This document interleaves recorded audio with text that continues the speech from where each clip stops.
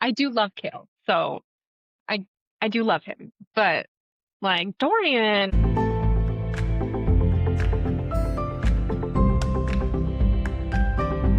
I'm Kat, I'm Taylor. and this is Bookmarked, episode 2. This week we're going to be talking about Throne of Glass series some more. This week we're reading The Assassin and the Healer and Crown of Midnight. For both of us, this is a reread, so we'll be doing a little bit of a synopsis, but then also talking about our thoughts reading it again. And so we'll be talking about Assassin and the Healer first. This is...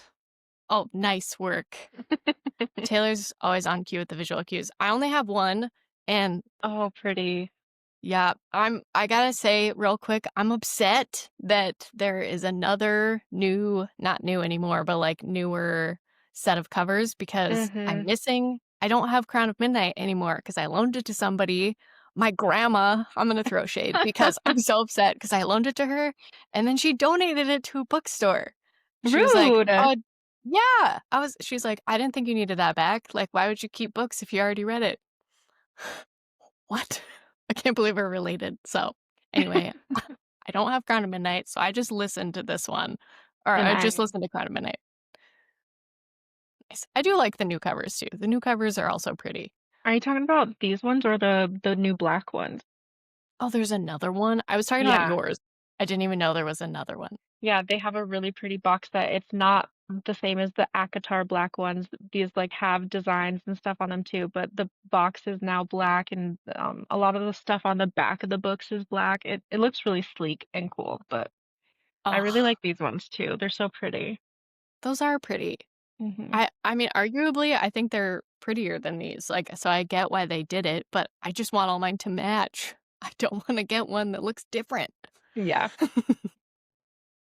Okay, so we started this week with The Assassin and the Healer. And in this one, Celaena is in Inish in Melisande, and that's when she meets Irene Towers. And this is the first time we'll see Irene kind of come into this. Um, Irene is an aspiring healer, but she kind of got stuck on her way to Antica in Inish. And she's currently a barmaid, and this is when she first meets Celaena. They're in the bar, and then they just have these small interactions that end up being super meaningful. What were your thoughts on The Assassin and the Healer? So again, with the reread of these, it's kind of hard to separate because we know what happens with Irene and we know how important and pivotal these moments are going to be later. Uh, I think if I was just reading this for the first time, it would be sort of like, okay, you know, just another time we get to see how much of a badass Celaena is, because especially when she's like pulling people through the mist to kill them. I love that Yeah. visualization. It's just, Hmm. it's cool. But Yeah. and I feel like it does give a little bit of background too into just how devastating the king's reign has been, because you get another person's perspective who her life has just been completely turned upside down by this Yeah. war, and a little bit of insight into the magic too, because you know that Irene's mother was a healer as well, and then was killed because she used to have magic before the Hmm. magic was gotten rid of. So it gives you a little bit good backstory, but I think on its own, again, I would probably just think like 3 or 4 stars as far as rating because you need more. Yeah. Um, what did you think about it? This one I feel is one of my least favorite novellas, probably just because of how short it is, though. Yeah. If we had more, maybe I'd like it more. I'm not sure. I also don't know how I feel about Inish, the Melisande. It was kind of a little boring. Like Celaena is here because she's kind of in trouble with Arobin, and she's on her way to the Red Desert, and this is just like a little stop in between. Um, but I feel like there were some good foreshadowing and just like meaningful connections, obviously. Um, for instance, in one of the very first times that Irene is having an interaction with Celaena, she says, "This girl wasn't like wildfire. She was wildfire, deadly and uncontrollable, and slightly out of her wits." And that is just such the perfect way to describe Celaena. That is so Yes. perfect. She is absolutely out of her wits. Yes. Just unhinged. And the wildfire connection just, Yeah. Oh, I didn't yeah, I don't think I really caught that before. yeah. Yes. So right here, Irene is one of the very first people to like see this in Celaena, and it just is so so true, so real. Um, and then also when they're fighting and whatnot, or when Celaena is teaching Irene how to fight, that was super badass. And like, I wonder if any of these moves will come back in the future, if when Irene comes back into play. So I will be keeping an eye out for that. I'm like, I want to know about this. Yes. And if we see Irene fight, because I don't remember. I Yes. don't That's something I'm kind of thankful for is I think because I read through can I say that? Yeah, whatever. I can say it. We're gonna see her again later. And the main book that she's in, I don't remember a lot of the details of, just the remember. like main points. So I'm kind of excited that I don't remember that much because it'll feel like reading it again for the first time. Yeah, that was actually one of my questions I wanted to ask you because when I'm rereading this, I'm like, "Oh, I forgot so much stuff." So it's kind of similar to reading for the first time. Yeah. And then when I make these connections, I just start bawling. And so I was wondering if it's the same for you or if you just like remember literally everything. No, no. I feel like I did remember most of this novella, but that's just because there's so It's little so to short. remember. But Crown of Midnight, I forgot a lot of the details of. There's so much something I was going to talk about. Mm-hmm. There's so much in that one that I don't remember. Mm-hmm. Oh, okay. Yes. So there was a line in on page 107 in this novella, and so it's from Celaena's point of view, and she says, the assassin and the healer, two opposite sides of the coin. And in my mind, because we know later on that Irene ends up with Chaol, and in Crown of Midnight is when Chaol and Celaena's relationship kind of blossoms. And I thought this line in particular was just so deep because the assassin and the healer, two opposite sides of the coin, and they both are with Chaol, and that makes Yeah. a world of a difference because throughout Crown of Midnight, Chaol struggles Yeah.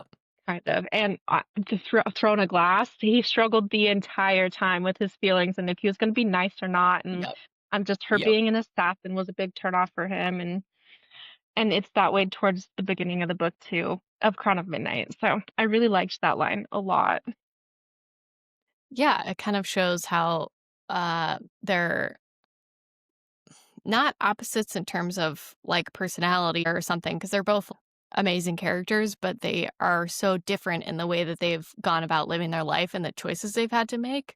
Hmm. And yeah, in a lot of ways they could have each almost been each other in some ways too. Like if different life events had happened cuz I guess I'm thinking mostly that Celaena could have been Irene in another life. I don't know. I guess I don't really know the other way, but because this is another point where Celaena mentions that she wanted to be a healer at one point Yeah. in time and Mhm. just couldn't. Another thing I kind of was curious about, um, on page 115, she says magic had been gone all these years and the gods were dead or simply didn't care anymore. Yet there, deep in her gut, was a small but insistent tug, a tug on a strand of some invisible web. So Selena decided to tug back just to see how far and wide the reverberations would go.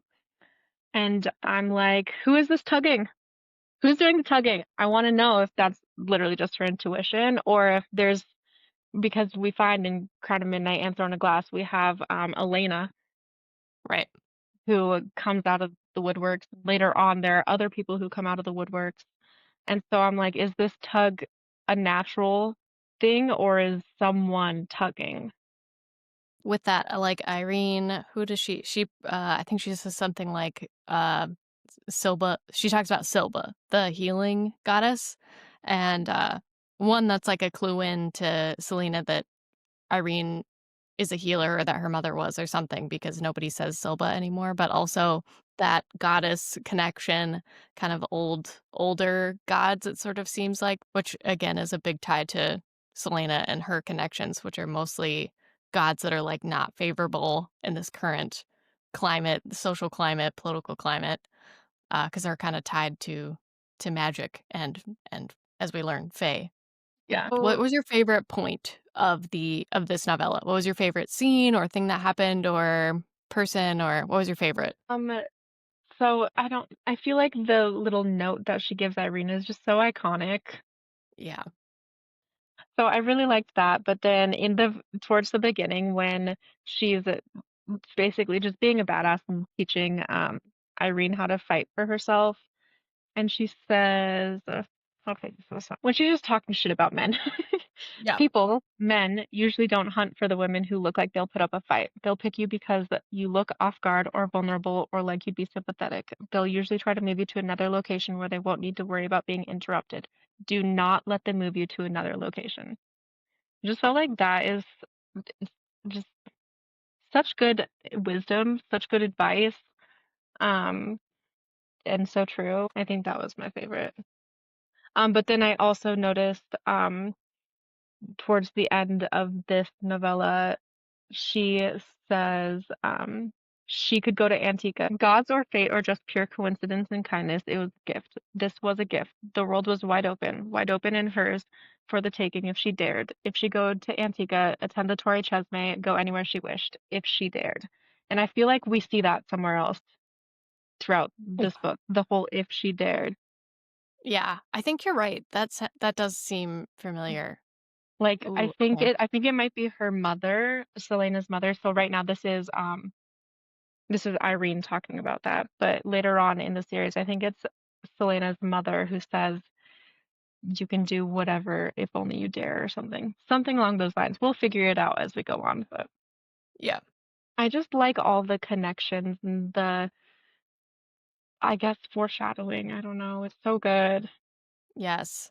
This again, the series is just laid out. I think that's why it holds up over time and why it's so like widely liked is it's put together so well. All the pieces make sense. They're the stuff that is like plot holy. It's not a plot hole. It's maybe just like an inconsistency with maybe the magic system or something. But there aren't all of the plot points are set up thoughtfully and from the beginning once Hmm. you get to the end, you know, "Oh, this was happening this whole time. This puzzle Hmm. piece was here on purpose." What was your favorite part? Oh, I kind of already said it. Just the visual when Irene is about to be attacked by the dudes in the alley, and then the mist kind of comes in, and Oh then you yeah. just see this visual of Celaena yoinking the boys into the mist and just hearing them scream. I'm like, Yeah. I love it. What a baddie. Hmm. She I is was a very baddie. entertained. And previously, when I was first reading this, or right after I had finished, I feel like I kind of made fun of Celaena with you. I was like, she's such this big bad assassin lady. What has she done that's assassiny? Yeah. Yeah, and Yeah. then I just kind of made fun of her because I'm like, how is she losing all these fights if she's the best assassin in Rifthold and whatever? But now I'm rereading this, I'm like, what was I talking about? She's such a Yeah. badass. Yeah, totally. And to be fair, I feel like chronologically speaking, this is probably like the first time we really get to see that very much because even Mhm. in Skulls Bay, she doesn't really get to show off much fighting prowess. She's kind of like, I mean, she sort of beats Rolf, but it's kind of medium. This is the first time we get to kind of see her and being sneaky and doing assassin things. Yeah, especially for like what is she 16 in this? A 16, 17-year-old girl? I keep forgetting. Yeah. I think she is like 16 in Yeah. these. So the main sort of plot of the story, the reason that she's in Inish is because her and Sam just did what they did in Skulls Bay and she got in trouble and not Rolf, Arabin beat her, it sounds like, Mm-hmm. as punishment and then is sending her to the Red Desert to train. I think is all she really says is that she's going to go train with the silent assassins in the Red Desert and this is like her punishment. Um What did you think either this time or the first time when you read that her like because at this point we don't know that Arabin is not a good person per se. I mean, we know he's an assassin, but we haven't really seen him do anything particularly devious. Uh, and we know that like she's lived with him for her whole life up to this, well, a majority of her life, and has trained her and taken her in and is sort of like a family figure in a way. And then to hear like he beat her and has now like banished her for a while. So What was your thoughts? the first time I read this, I read it last, just like you. So I knew by this point he was not a great man. So I was not surprised. But I kind of forgot because in my mind I'm like she was Arabin's favorite. Like he loved her. I feel like he was in love with her in a weird Yep. way. Yep. I agree. And so when I was rereading this, I was like, oh dang, I did not That's remember pretty, that. that's pretty harsh. That's pretty brutal. Yeah. Yeah. But I think I don't remember if it was in Throne of Glass or if it was in Assassin's Blade, but then she goes on and says that he had done a lot, or maybe it was Crown of Midnight. He had done a lot of really crazy things. And I guess that makes Yeah. sense since he was training her to be the best assassin. But Right. yeah, it's a little crazy. I was upset. Even reading it last and knowing all the other bad stuff he does, I at the time remember thinking like you're sort of like a father figure to her Hmm. and you beat her. I was upset. I was upset. But I think there is a mention in the Assassin and the Healer right after that where Celaena thinks something like that her relationship with Arabin is ruined. I think she phrases it like what she did in Skull's Bay ruined their relationship, but I kind of think what happened after also sort of Yeah. ruined their relationship. But Hmm. and also like finding out that the dude that you're whose place you're supposed to be taking is going to be trading slaves. I mean, that's going to kind of ruin your picture of them probably. Yeah, definitely. Oh, I had one thought that I wrote down. Okay, about so she gets I don't remember exactly how she gets injured at some point during when she's kicking all the guys' butts. She gets cut. And Irene wants to heal her or wants to help her take care of it. And Selena's kind of like brushes it off like, ah, it'll be healed in a week. It's fine. Two things is one is that was a nice kind of foreshadowing about Irene's journey, but also it made me think that's some I think big foreshadowing about Celaena and her like Fae heritage that we Mhm. come to find out because I think even Irene thinks something or something along the lines of like that's not no, like you need to take Yeah, care of that. Like that needs stitches. And why would you think that it's just gonna heal in a week? Like that's not how that works. I didn't even catch that. But yeah, that was a really good catch. So, um, the majority of these books are not spicy at all. So we know the Assassin and the Healer on the spicy scale is a zero. It's zero Goose egg. whatsoever. Yep. Yeah. And then yeah, like you said earlier, I think I would also rate it like a three or a four by itself. I would probably not read it, By like a itself. 50 page small thing, but the bigger picture is what we're here for. So Yes. I would hope that anybody who is interested in this series would not just pick up the Assassin's Blade books and leave it there. Because yeah, they're you're probably still gonna have a semi good time, but not as it's not gonna be meaningful. But yeah, with the main books, I think we're both like, 10 out of 10 yes. as a whole, but individually probably a 3 or a 4. And yeah, spicy scale 0. I agree. We I think the main characters in this was just Selena and Irene. We don't see Sam really. We don't see anyone else. It's just them in that one. No. I did want a little bit of I was hoping for like some on-screen I don't even remember her name, but Irene kind of complains about the other barmaid that she works with and how she has to like do all the work basically, but still split the tips and stuff. I wanted her to get a little slap about, you know? I wanted something to happen. I Yeah. wanted Selena to come in and like, I don't know, steal her money or something. I wish that had happened, but Yeah. that's all right. So moving on to Crown of Midnight. So this is book 2 in the main series.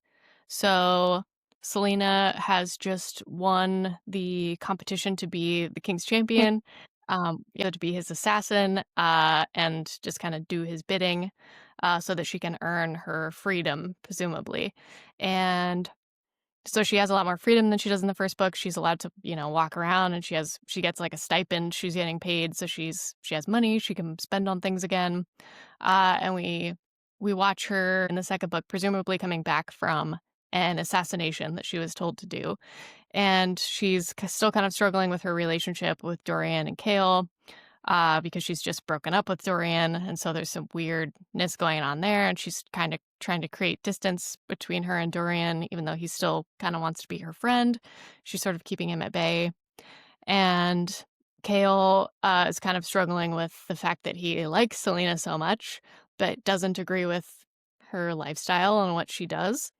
And then Celaena's also still navigating the mysteries that she started to uncover in book one, going down into the tunnels below the castle, into the tomb, and also the word marks that she's learning with Nehemia. And she's also now falling into that role as King's Champion. We see he's giving her these targets to track and kill. Well, he gives her Archer is the name. And so kind of close to the beginning, he tells her she has to go kill Archer. And Celaena already knows who that is because they've met in her previous life. So she kind of crafts a lie of, well, it's going to take me a month because I need to track his movements, and he's very heavily guarded. As we find out, she does that to buy herself some time. And during that time, she develops a romantic relationship with Chaol, which they've kind of been tiptoeing around for a while. And she keeps unveiling a little bit more of herself to Nehemia. They're both sort of trading a little bit of trust throughout the book. Oh, and then Dorian, this is the book that Dorian starts developing his magic. So we get to see that happening with Dorian. And then Celaena also finally tells Chaol, and I think maybe eventually Dorian, I don't remember if Dorian is on the inn or not, that she's not actually killing these targets. She is helping them escape, and because why are we killing these people? Right. Right. So, and then I think that's what helps Chaol like jump into the relationship. He's like, oh, she's not actually that bad. And then spoilers, well, I guess this whole podcast is spoilers, but this is when Nehemia also dies, and then that's the catalyst kind of for Celaena jumping into what Elena is wanting of her, and then that's what leads to her exploring the word marks and exploring more of the castle.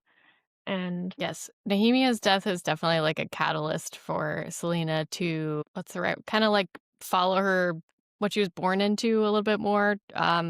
And kind of what Nehemia sort of scolds her about right before she dies, just to stop being so self-centered, which is interesting because I feel like when you're in Celaena's head, she's really not that yeah, self-centered a lot of the time. But I think the bravado she gives off is very self-centered. But it kind of helps her to realize, like, I have to actually make some steps that are not just to protect me. Like, I have to care about my people, as we come to find out. yeah, and not only her people, but the entire, I guess, world of Aurelia, the Right. continent, or what is this called? And yeah, Because Aurelia, right? yeah, because this is not just affecting just the people in Rifthold and whatnot. This is something that is going to be devastating for the whole of Aurelia. I just thought I mean, she explains it at the end, but I'm still upset how harsh she is to Dorian. She's so harsh to him when he's just like the little lost, heartbroken puppy, like, I thought you said we could still be friends. And she's like, no, you can't come in my room. Yeah, that was really hard for me. I personally love Dorian.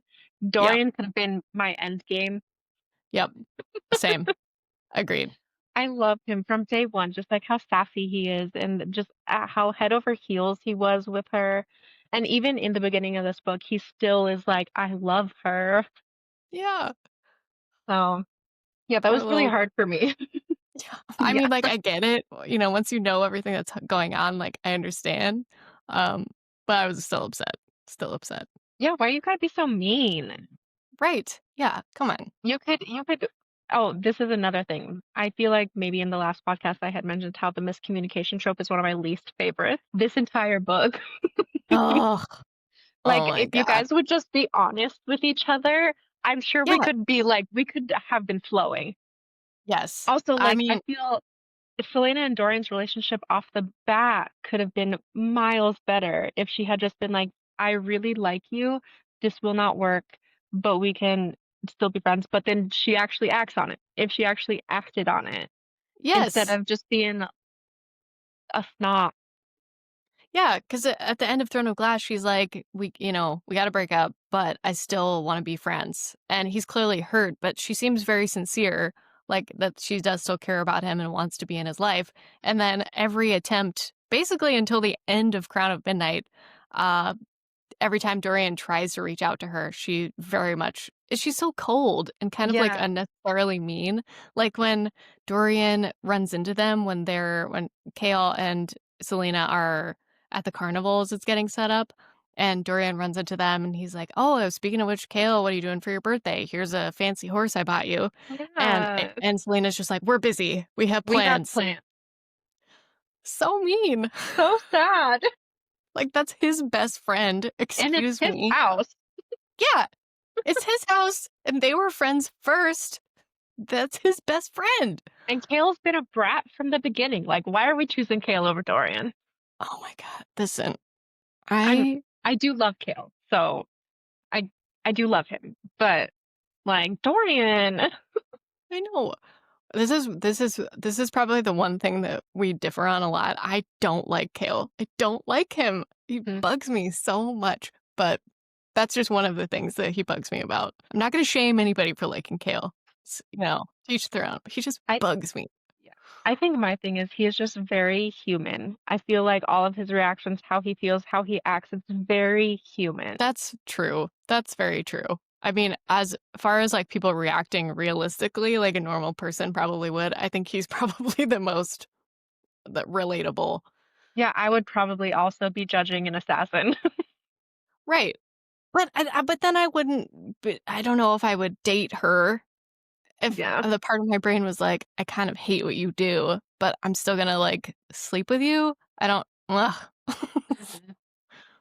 Maybe I would. I don't know. Selena's really hot. Maybe I would. I don't know. So in this book too is when Dorian finally gives her Fleetfoot Yeah. and it describes her. And it says, given Fleetfoot's size, it could have been a wolfhound or an actual wolf. And the first time I read this, I think I already told you this, but the first time I read this, throughout this entire series, I must have missed that part because in my mind, Fleetfoot was a golden doodle. Just this baby puppy. Yeah. I kind of forgot that too, that Fleetfoot is supposed to be a big dog. Hmm. I was, well, and she's golden colored, so I think it's easy Yeah. to make that connection. Yeah. Nope, And she's then supposed to be a so big dog. yeah, when she says a wolfhound, I'm in the book, I'm assuming like she's got long, wiry hair. Hmm. In my mind she was a little curly and Yep. golden. Yeah, she's a golden doodle. Yep. Oh, Fleetfoot. Fleetfoot and Mort are like the MVPs as far as characters for me in this book. They just are, they're the comic relief, but they're also just so fun and cute. Hmm. I love I kind Fleetfoot. of I kind of do feel like Mort was so random. And I Yeah. feel like since towards the end we don't know what happens to Mort yet. Um so I feel like she also saw him as random, not very important, which is wild because in these books, in the books that we are in right now, he's very important. Right. I mean, he has a lot of page time. Yeah, He's and there a lot. he helps her solve these riddles or tries to in his own way. And yeah, so it's wild that we don't get any closure later on. Yeah, it's just sort of so Mort is the skull door knocker that is on Elena and Gavin's tomb, of the door on their tomb. And yeah, first of all, it's so random when he randomly just starts talking to her in this one and is just kind of brushes over the fact that, yeah, he was there in book one, obviously, because he's attached to the door, but he just didn't want to talk to her until now. Yeah. Uh, and then, yeah, we don't really see him again. Oh, well, I guess he's in Air of Fire a little bit because Dorian talks to him, I think. But Yeah. I mean, it's so random. Out of all the things that Gavin allegedly could have been like, I'm going to enchant this, or whoever. Was it Gavin? It was, yeah. Yeah. Yeah, he's Or like, was it well, Brandon? I It forget was now. Well, Gavin. Brandon, I think it yeah, was it had Gavin. to have been right, because Brandon is Elena's dad, right? I thought Brandon was like Elena's grandpa. Okay. Either way, Was he's it? older than her. I think it's Gavin. It's Gavin. Yeah, it had to have been. But, like, why out of all the things that he could have enchanted, it was just this random door knocker on Hmm. his tomb? Seems kinda random. I do have one of their first interactions pulled up right now, and she is like, "What's your name?" And he is like, "What's your name?" And she says, "Celaena Sardothien." And the Oh, skull yeah. barked a laugh. Oh, that is too funny. The funniest thing I've heard in centuries. Yeah. And I'm like, and then later on, "Celaena Sardothien," he said to himself and began laughing again. Funny. I mean, I think we can both agree we like Mort. He's fun to read, but that's I feel like out of all the things I just said, like there's hardly any plot holes in this. That's the big one. That's one of the well, not the, but that's one of the bigger ones for me. Is Yeah, before Selena even comes down into the tomb, he already like knows stuff. Like, how did he know that Nehemia died? He already just knew. yeah. And why does Elena's ghost tell him stuff? Shows up only to talk to him and then disappears. Right. It feels like Sarah J Maas was just like, okay, I've introduced this omnipresent character in Elena because she's a ghost who can come help when she feels like it. But that introduces a whole realm of questions of like, why doesn't she just help Selena more directly and tell her stuff? Mhm. So I'm just gonna pretend that Elena's tired from helping her so much, and we'll just leave Mort here to sort of answer questions. I think that makes a lot of sense. Yeah, And then I feel like that would also make sense as to why we don't get, I guess, closure because Elena is no longer in the castle giving her this help. right. One connection that I am curious about to see with all three of these series going forward, they're talking about Gavin and his sword Damaris, and it says he would only see the truth, and that was why he had been crowned king. And we have truth teller and I can't remember what the other thing is. But so I'm curious if this is part of that. Oh, because we have the Morgan who does she Right. what does she do? It was yeah, it has to do with truth also. It's like perceive the truth or Yeah, like and then we have truth teller, and then in Crescent City they have their thing that is connected to truth teller. So I'm wondering if this in this realm is also connected to those two other realms. yes. Ugh, that's such a good catch. I reading this one, I was definitely looking for those crossover plot points a lot more, and I feel like there's so many. There's so many. That's a good one. Okay, so Keltane is in the cell for the majority of the book, after, being outed by what's his face? Uh Harrington. Thank you. Yep. Butthead guy. And so she's in the cell and Selena gives her cloak to stay warm. Was that in Throne of Glass? No, that was in this one. Yeah, so it was in the beginning of this one. She gave her cloak. She went down there. I think she started having some questions about Duke Harrington, possibly. Right. Okay. So she went down to talk to her and sees the state that she's in and feels kind of badly for her, even though she's mad that she tried to kill her, basically. But Selena gives her cloak and is kind of trying to talk to Keltane in the beginning and then also later on when she's in the cell next to her. But I forgot how early on the wings, like foreshadowing, was brought in. Yeah. Like Keltane was talking about seeing these wings throughout the whole thing. And also, I mean, clearly my brain immediately went because I can't remember exactly what it's referring to. I think it's going to be referring to the wyverns, but I don't 100% remember. And so my brain immediately was like thinking about, the Akatar, the Akatar guys. Are you talking about like Azrael and Cassian and like their wings? But that's where my brain went immediately. I don't know why. I thought of that before I thought of like Oh, the Illyrian warriors. Illyrian warrior wings. Probably just because she uses like shadow and wing a lot when she's describing them, and they're the king shadow daddies. So I'm Yeah. like, those are my wing So boys. during that part, I had forgotten about the wyverns, if we're being honest. And I don't know how, Yeah, because it Braxos. But right. so I thought these were going to be creatures similar to the ones that end up in Akatar when they are attacking Valaris.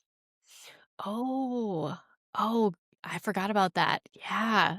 But I do think in this series, those creatures or creatures that look similar to those end up happening. I think it's in Heir of Fire, possibly, or later. I think it might I be think Heir of Fire. I think you might be right. I think you might Mm. be right.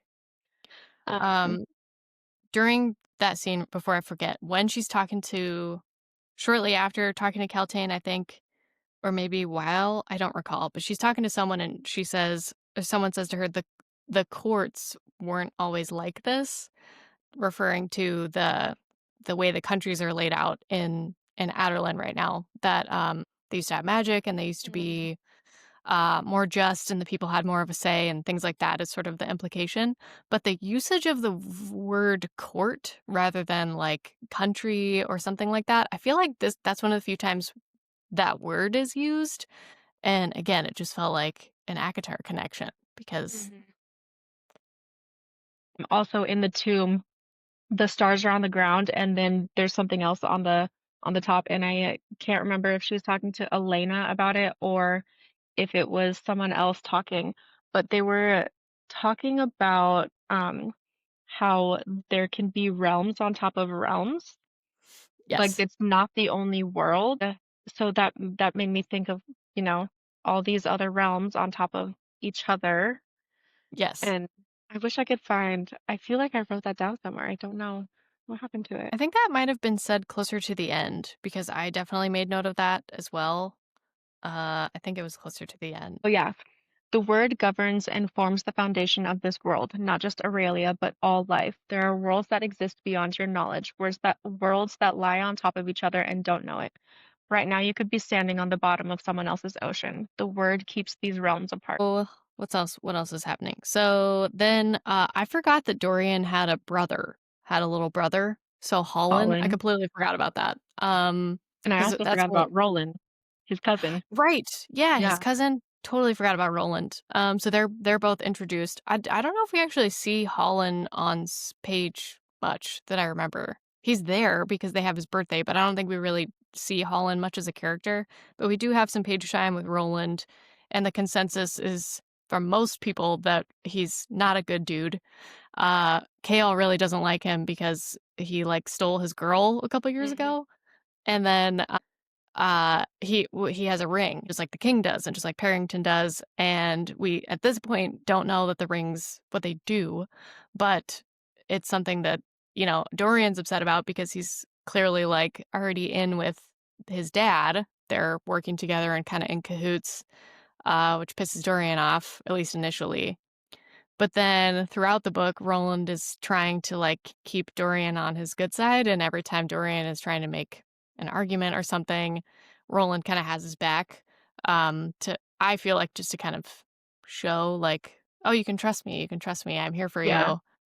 you. But the implication is like Roland is probably not a good dude, but we haven't exactly seen why. Yeah. Roland reminds me of what Dorian could have been if the king had more of an influence on him. Right.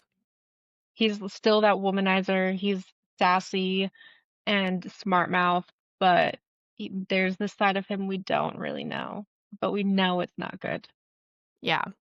Mhm. It's kind of interesting that Dorian doesn't end up like Roland, because there's really not a whole lot of outside factors at work with Dorian other than like his friendship with Chaol is something that he has. Yeah. Um, but I mean, his mom, Dorian's mom isn't really present, except to like try to get him married to people. Mhm. And then obviously his dad is kind of a douche. Something else with Dorian, I was thinking that's kind of, I feel like sort of strange is that Nehemia is here and they're trying to like quell the uprisings and stuff in Eelway.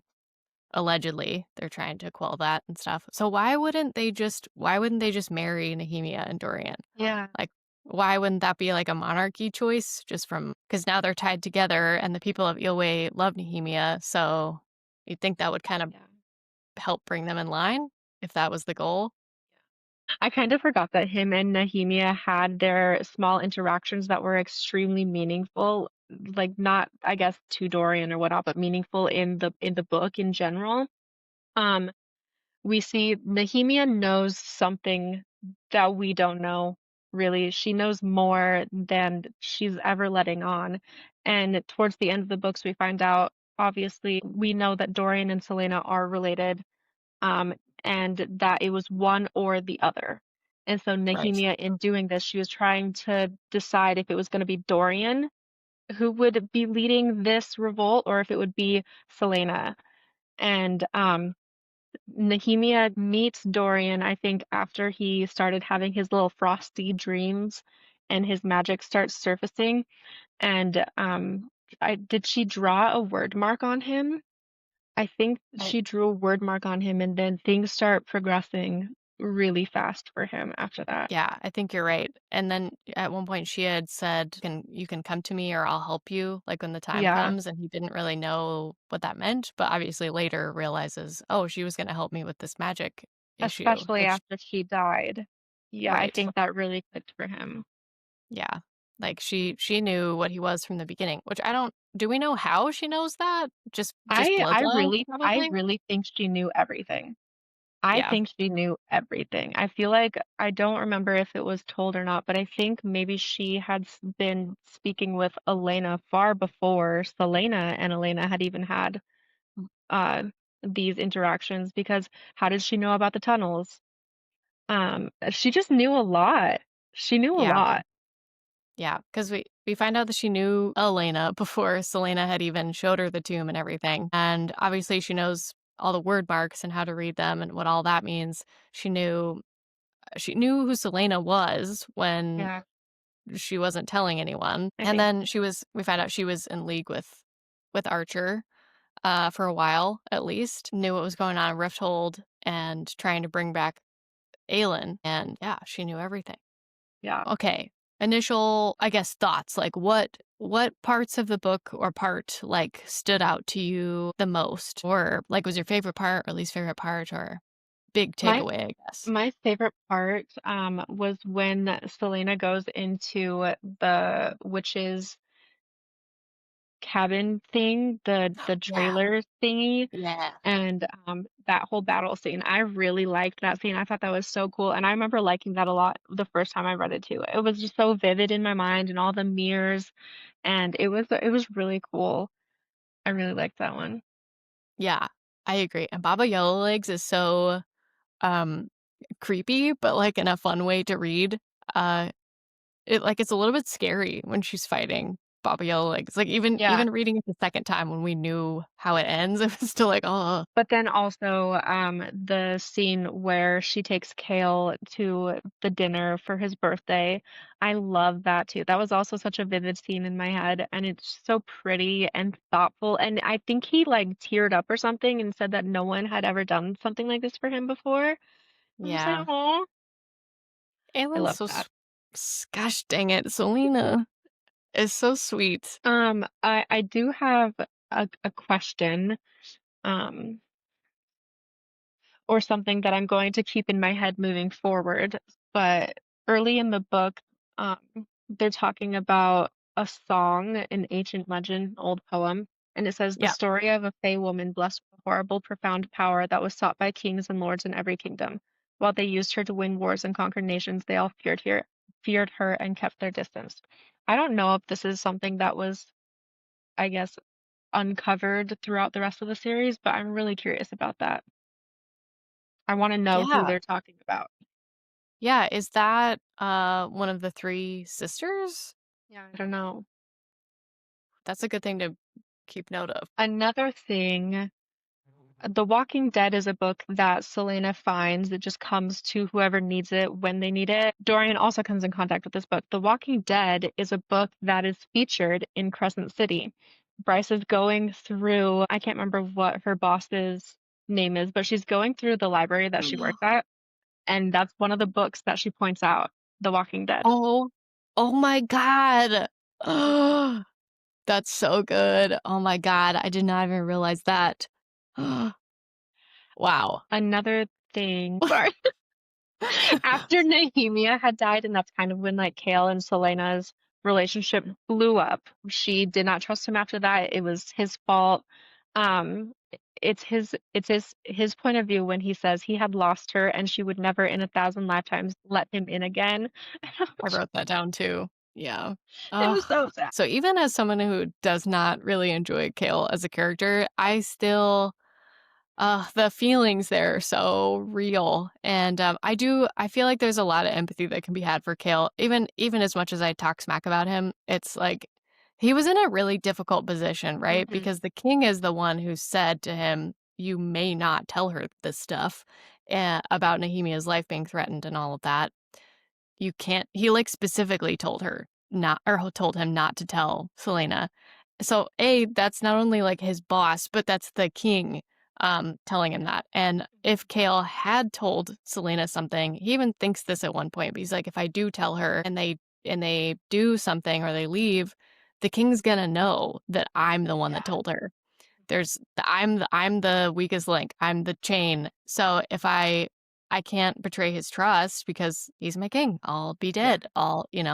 So he's in a really difficult position not telling her. I mean, I still think he should have, but from a human perspective, Yeah. that's smart. What is he supposed to do, you know? And while we're still talking about that right there, while I do understand why Selena was so upset, I feel like that was, in my opinion, a lot of overreacting. I want to think that some of that is the Fae heritage because they're kind of known for being a little bit more big emotion. So a part of me is like, maybe that's because of the Faye thing, why it's so extreme when That would she's mhm. but it still doesn't really justify her because she didn't even talk to him yet. She just saved him from what she thinks was someone trying to kill him for her, like, as to bait her, runs back up to the castle to save her friend, discovers her friend has been murdered, and then just immediately is like, I'm gonna I'm kill gonna you. kill you. I'm gonna kill you. Yeah. Like the night before they had been in bed together, Mhm. she's thinking thoughts to herself like he feels like home. And then we come to find out later, like he's her she put him as her entire will is going to him. Mhm. Like this is how much she cared about him and because she wanted him to have an escape if he ever got let go from the king's service so that he didn't have to go crawling back to his family that doesn't care about him. Like she cares about him deeply Yeah. and immediately is just like, "I'm gonna stab you in the heart because Nehemia has been murdered, and it's sort of kind of your fault." Even though he didn't do it. He didn't do it. And even if he had told her about it, it's like, what could her and Nehemia have really done differently? Because also we come to find out that Nehemia knew this was gonna happen or something like this and sort of became the sacrificial lamb intentionally in order to fuel this change. Yeah. And even that, Celaena, calm down for a sec. Like, maybe just break up with him. Don't try to stab him. Yeah, and then also, I guess when we find out that it wasn't his fault at all, it was Archer who did this, and she still is like, "No, I can't trust you." And it's like, girl, he was just doing Yeah, his job. right. And I mean, you guys have been dating, like technically dating for like a week A or something. week. And in general, they've only even known each other for a couple of months. And then they're dating for like a week, and then he gets this, you know, news about Nehemia and doesn't tell her, and she's Mhm. still like, "You should have told me. Like, I can't trust you because you kept this from me, bitch. You're keeping so much shit from him, Yeah. so much. She's keeping so much from him, and she's upset at him for not telling her about the king stuff. It's just, yeah, So it's an in this, overreaction. yeah, in this book too is I think the first time we finally see the whole nameless thing come into play. Yeah, First with Baba Yellowlegs, she says, "The woman studied her from head to toe, sniffing once. Nameless is my price," Yellowlegs said, "but gold will do for now." I And then got chills towards when I read that. the Oh, same, and then yes. towards the end of the book, the king has a chapter, and he's talking about the word mark that popped up on her forehead and thrown a glass. And he says it either meant nameless or unnamed or something akin to anonymous. But God's blessed or not, from the wicked grin on her face, the king knew she'd enjoy the task. So this is the first time we start seeing that. And both of those, I was like, oh my God. Okay, I have a theory and it's gonna be sad. Okay. Okay, I'm ready. Okay. In page or on page 355 when her and Dorian are down in the bottom of the library in um the it kind of resembles like a dungeon type thing. It has all these Oh. Yeah. doors and whatnot, and then we find out that it leads to the clock tower, and that's made out of obsidian, and glints green the same way that the king's ring does and all the other rings do. So we know Yes. this area is kind of suspicious. There's this creature down there, and it's it's a creature that Celaena had stumbled upon, I think, in the very beginning of this book near the library, and she kind of gets freaked out and just like puts it off and is like, never mind, we're just not going to do that. Yep. So anyway, she's down there, and this creature is down there with her. And in the creature's point of view, it says it had not forgotten, even in the twisted pathways of its memory, what had been done to it on that stone table. It skips to Celena's point of view, and she's talking about what he's wearing and what he looks like. And it says cloth ripped, revealing a bony, misshapen chest peppered with scars. And then later, Oh my God. it's still Celena's point of view, and she says the hood of his cloak had fallen off the creature, revealing what looked like a man's face. Looked like, but no longer was. There was such scarring around his mouth as though someone had ripped it open and sewed it shut, then ripped it open again. Later, she says again, perhaps the man that the creature had once been, perhaps he hadn't been entirely lost. Who do you Um, think it is? Who do you think it is, Taylor? I think there's a possibility it could be Sam. I didn't think that at all until you just now read about his chest. Ugh. And then so there is a fan art on the internet, and I went back towards, in the chapter or Yeah. the novella where Sam dies, and the way he's described, he in the picture specifically, he has like slits up his mouth and Yeah. Yeah. and cuts, and then also on his chest he had a bunch of cuts on his chest, and Celaena, when he left him, she left him with her cloak. So this creature is down in the bottom of the library wearing a cloak. His clothes are cut up. He has cuts on his chest. His mouth is mutilated, and it looked like he had been sewn and whatnot. And this is Oh my God, that's so sad. Mhm. Oh, The only difference is in the book it says that when Celaena went and saw Sam's body at, I can't remember where it was. I don't know if Rourke Farron had tortured him in one location and did they bring him to the Assassin's Keep? yeah. I think it was okay, so on that table is wooden at the Assassin's Keep, but so I don't know what the table Rourke Farron had tortured him on looked like. But in Crown of Midnight, in the first thing I had quoted to you, he was talking about being tortured on a stone table. So I don't know if it is Sam, but these descriptions are just so close to each other, and it's so sad. Oh my God. Oh, I definitely did not catch that the first read. Neither Oh, did I. that's so sad. Yeah. Oh, So I'm hoping it's not, but I guess it could be a possibility. it could be. It could be. That whole part. The first of all, I just think real quick. You mentioned this already, but I do think it's kind of funny in the beginning when she first finds the secret door. She's just kind of like, "No, I'm not dealing Uh, with that right now. I don't have time for that. I don't have time for that. I gotta kill Archer. Gotta go make out with Kale. I'm not dealing with that right now." Um, but then when she finally figures out the word mark to unlock it and is like, I gotta get in here and know what's going on after Nehemia dies, and she starts unveiling the mystery. One thing I thought when she was going through all of the cells, it felt so reminiscent of the prison mountain that I thought that too. just the number of cells and the way it's laid out, it feels like Additionally, those are connected. yeah, also before you get down into like the actual cells, it depict on the walls are these like paintings that depict the Fae. Yeah. And so like we know in Prithian they're Fae, and that's where the mountain is in Akatar. So I was wondering, I actually wrote that down somewhere. I was like, are these connected? Yeah, it kinda makes you want because she can't I mean, she doesn't really have time to, like, inspect them or anything, and obviously she doesn't open any of the other ones, but that was something I was thinking. I was like, are they, like, twins of each other? Or connected somehow? Like, are the prisoners sort of like in both or something? Or they're just mirrored off each other because it's implied that maybe this is from Brandon's time and he made this prison underneath the library, and that would kind of make sense because it's ancient and Yeah. everything in the mountain has been there for a long time. Maybe also the theories about Amrin. I feel like that would kind of imply that more because this is the books that have the Valg in them. So I will say the creature sort of aspect of hopefully not Sam. I kind of had a hard time. I felt like to me that he kind of shape shifts.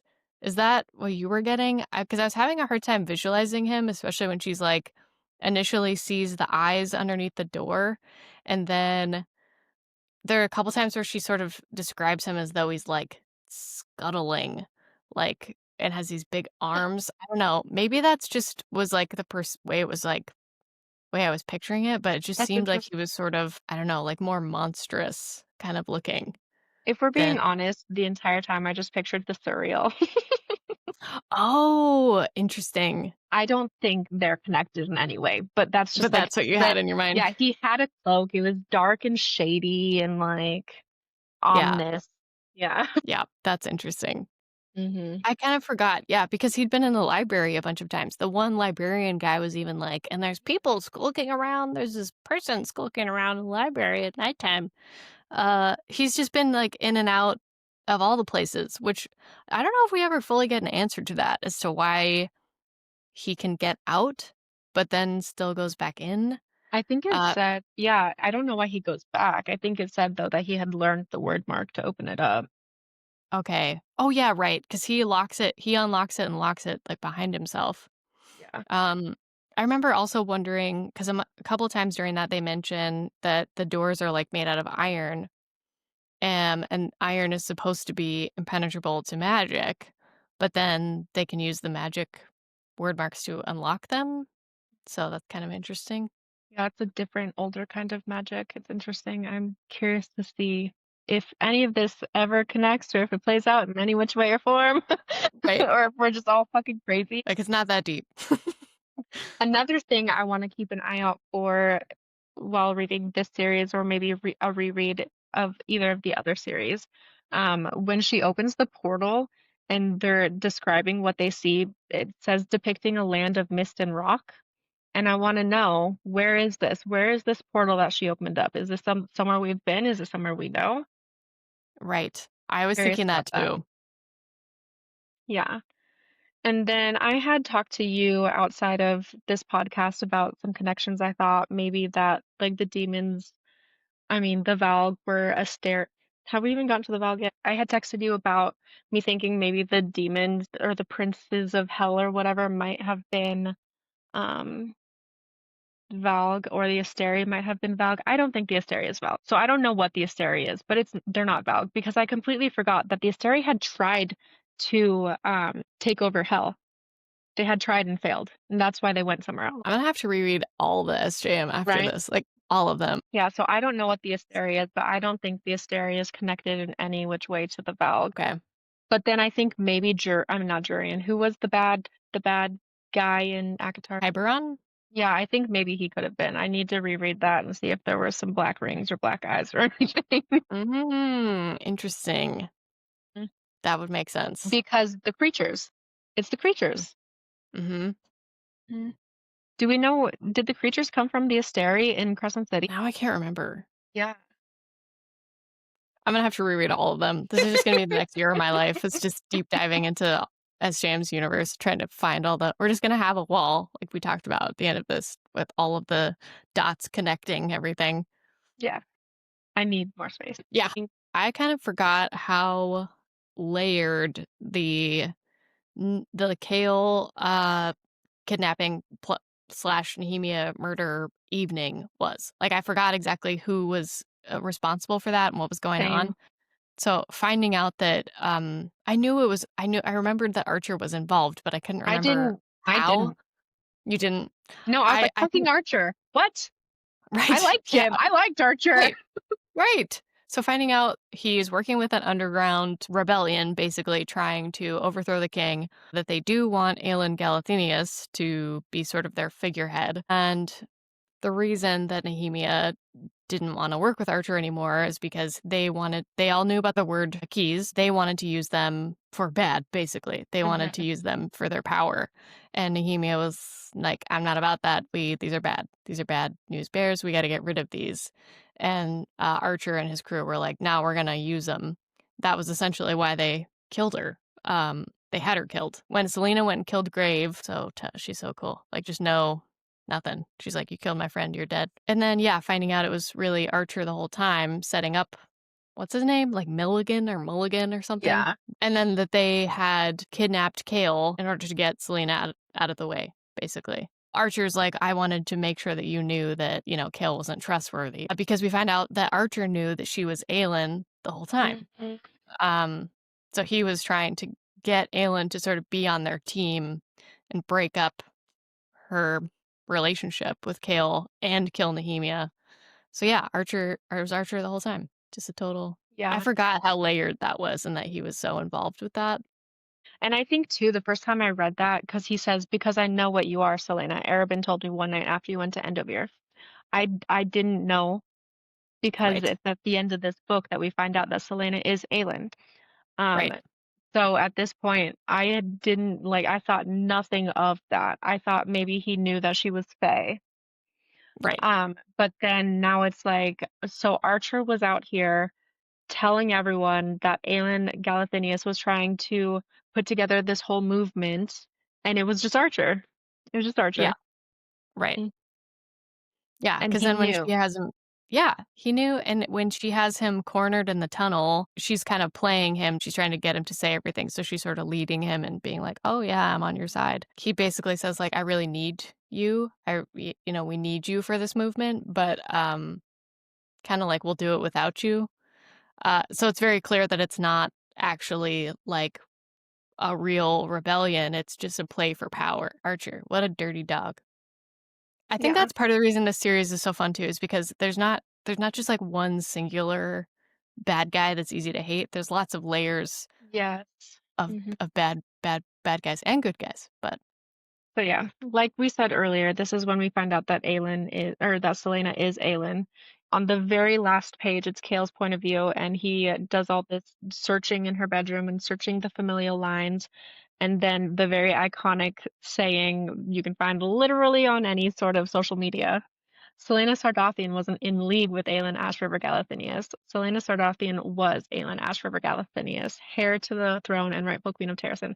I bawled. Like I knew this oh, was coming and yeah, I just cried. yeah. Hmm. Mhm. I cried when she was doing her lament song for Nehemia earlier in the story, Yes. and Kale's just sort of like listening to her and trying to figure out what language it is. Um, and that's one of the ways he's able to figure out who she is. But oh, so good. So good. Mhm. I didn't see that coming the first time I read it. I mean, I feel like reading it back now, it's so obvious that that's how she's setting it up. But the first time I read this, I did not see that coming. So I think the first time I read this, I spoiled it a little for myself searching up fan art. Oh, sure. And so Yep. I had this hunch that she was going to be Aelin, so I wasn't like super duper surprised, but it still hit really hard. I was like, this is gonna be so good. Yes.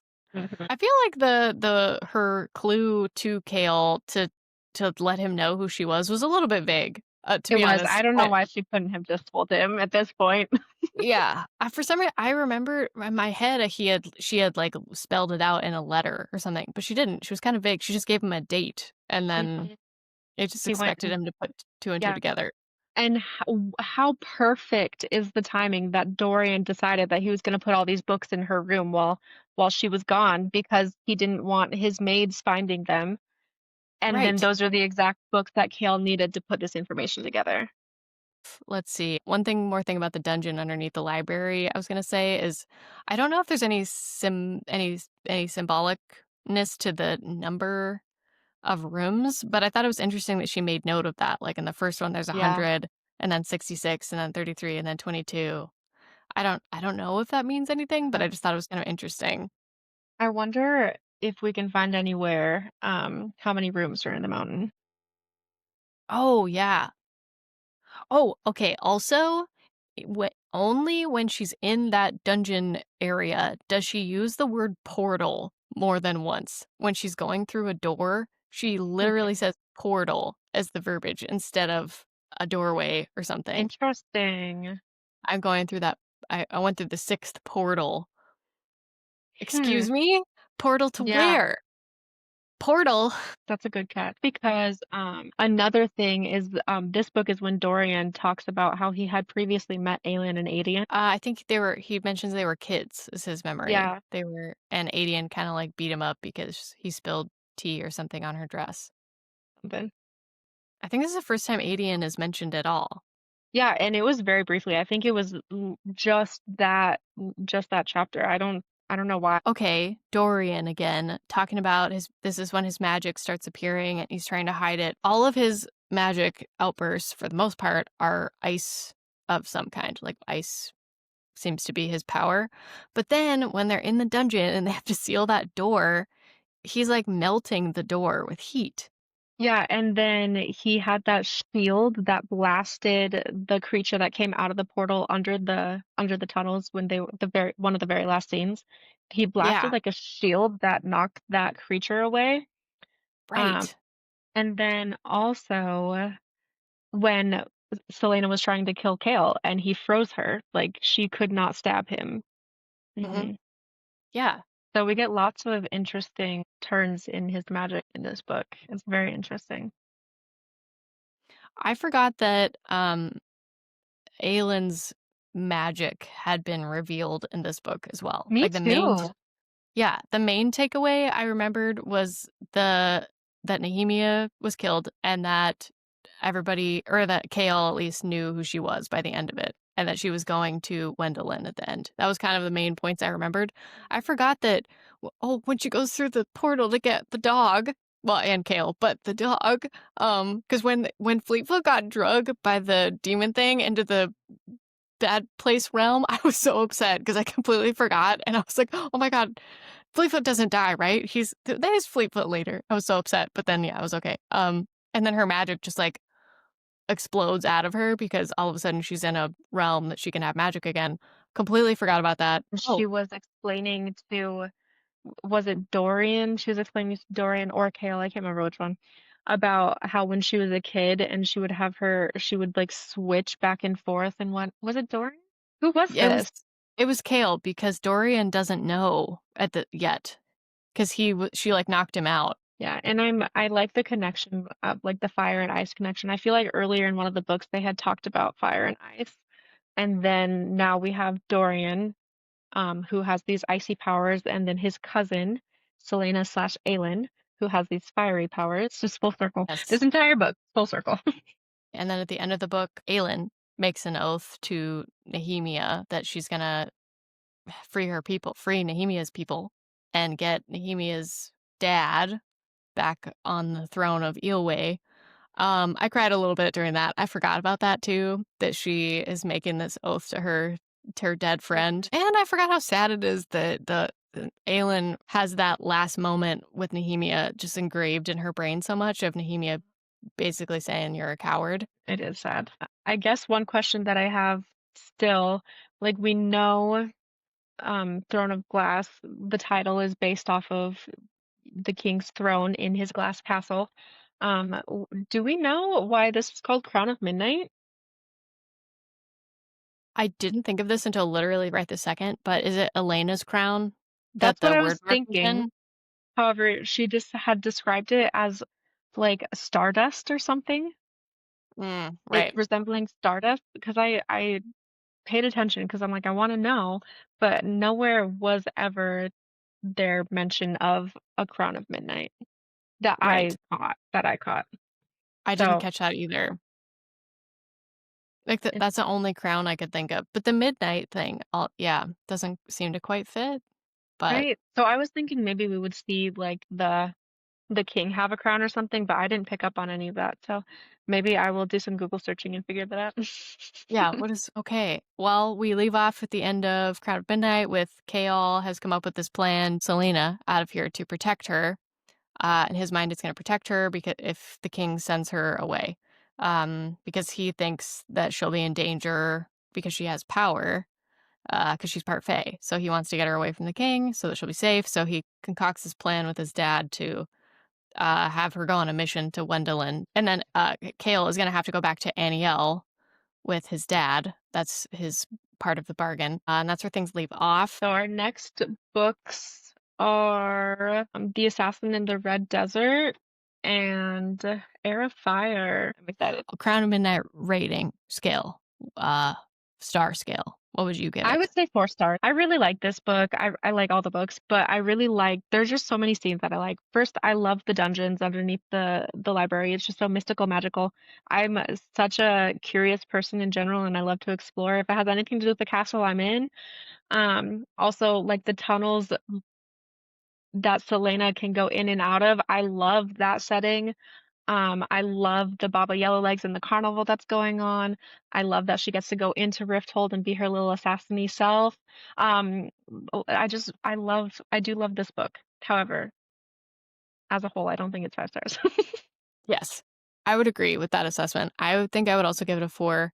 Um, I'm trying to think. I think, honestly, the book by itself, I almost kind of want to give it a 3.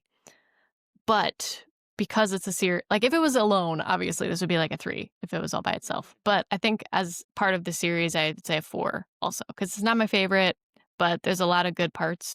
Yes.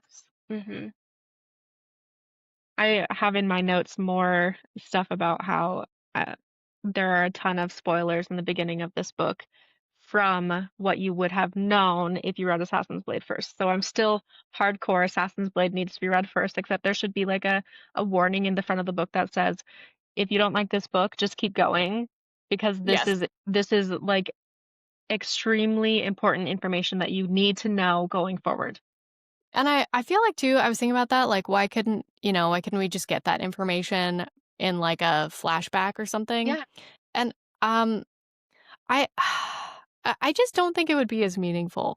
Like if it I was don't think just so. like if she was flashing back to scenes of Sam or something like throughout the other books. I don't know. I feel like it would kind of take me out of it. Like if I was trying to read about flashbacks of Sam while she's with Dorian or with Chaol, I wouldn't have cared about Sam as much. You know what I Yeah, mean? this was Crown of Midnight and the Assassin and the Healer. We'll see you guys next time. I'm Kat. I'm Taylor, and this is Bookmarked.